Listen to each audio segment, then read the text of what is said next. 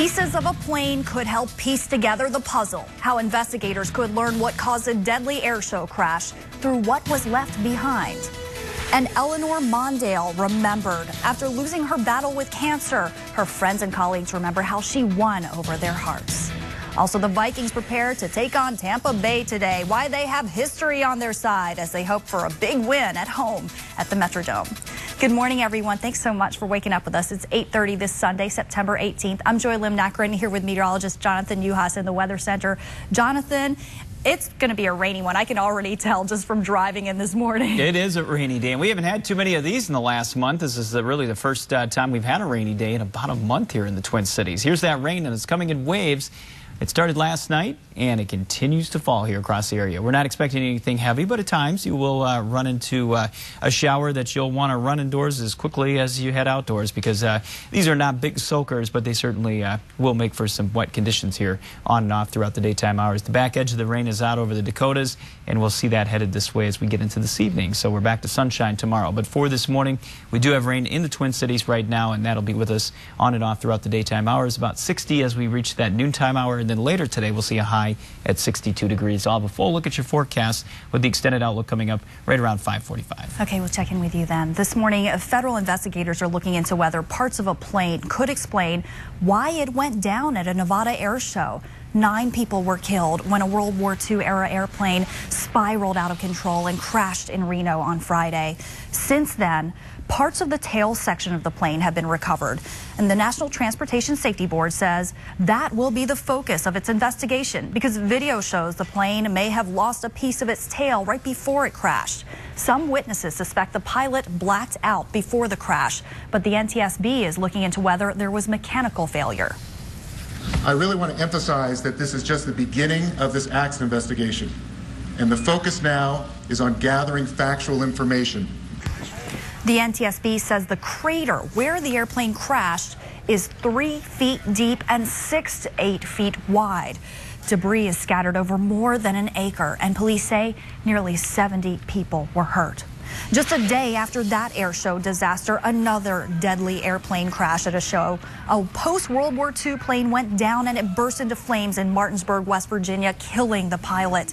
The pilot has not been identified, but the plane was registered to a North Carolina man. And in the last month alone, there have been at least 5 deadly air show crashes. In late August, a Twin Cities pilot died after his plane dropped out of the sky during an air show in Kansas City. Brian Jensen of Lakeville did not pull out of a dive in time. That same weekend, 2 other stunt pilots were killed in air show crashes. In other news this morning, family and friends are remembering Eleanor Mondale after she lost her battle with cancer. The daughter of former Vice President Walter Mondale died yesterday at the age of 51 at her Minnesota home with her family by her side.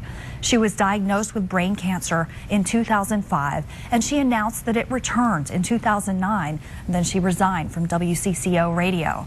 Those who knew her say she touched their lives. I just really feel honored to have known her. She has made me a better person, and my life was richer because of her. Mondale built a career as a respected entertainment reporter and radio personality. She started her career as an actress with bit parts in TV shows like Three's Company and Dynasty. Mondale was married 3 times, but she never had any children. Funeral plans have not yet been announced. You can watch more of our interviews with Mondale's friend and colleague, Susie Jones, on KSTP.com. We also want to hear what you remember about Eleanor Mondale. We've started a discussion on our Facebook page where you can also share your condolences with the Mondale family. New overnight, at least 1 person is dead after a crash in the South Metro. It happened around 3:30 this morning on the northbound lanes of I-35 and County Road 70 in Lakeville. The State Patrol reports that a driver died in that rollover crash. The roads were wet at the time. More details about this accident will be released tomorrow. Just hours from now, thousands of fans will pack the Metrodome as they try to cheer the Vikings on to their first win of the year today. The Vikings take on the Tampa Bay Buccaneers at the Dome, and it is the first regular season game there ever since the roof collapsed last year. The Vikings are 31-20 in their all-time series against the Bucs. The Vikings fell in their first game of the year last week to San Diego, 24-17, so good luck today. Kickoff is at noon. And just a half hour ago, hundreds of bicyclists started riding to raise awareness about one of the most common causes of cancer in our nation. The Twin Cities Purple Ride raises money for the Pancreatic Cancer Action Network. 5 Eyewitness News reporter Colleen Mahoney is live in Maple Grove, where the action, there's a whole lot of it taking place, Colleen. Well, bikers are definitely arriving and they're registering and signing up. I know it looks kind of quiet here behind me, but there's a whole lot of activity here at the registration table. But before we show you that, we also want to introduce you to Brenda Coleman, who is a survivor of pancreatic cancer. This is obviously a big issue. Tell us why this event is so important. Well, we definitely need to raise more awareness for pancreatic cancer because it is such a deadly cancer. It's the only cancer, the major cancers that are being tracked, that has a single-digit 6% survivor rate at 5 years.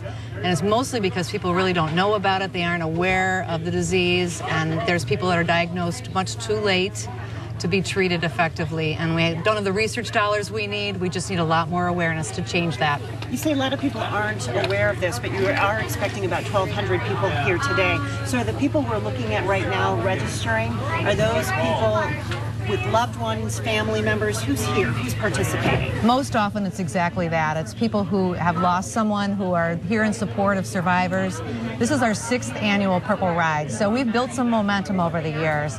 It didn't start this big, but it's continuing, and I think in the Twin Cities we're really gaining some momentum, and we're trying to do things besides the ride too, to keep that awareness going throughout the year. So. And would you say the Twin Cities is really one of the more active places where this is taking place? Yes, I would say so. I mean, we're very engaged. I think Minnesotans are really passionate about their causes, so I think that's the first thing. And we have a great survivor community. We'll have about 25 here today, so that's really exciting. And I think, you know, having survivors be visible and be very passionate really continues to build that community. So we're excited to be here and excited to do this. Okay, thanks so much, Brenda. Well, the event's going on all day today, so if you want a bike ride, come out to Maple Grove and take part in this event. Reporting live from Maple Grove, Colleen Mahoney, 5 Eyewitness News.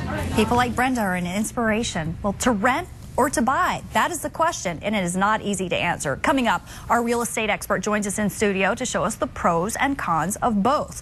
Plus, work is about to begin on a big project in the North Metro. Which areas will be affected and for how long? And training camp opened up today for the Minnesota Wild, but here who needs to step up for the team this year in sports.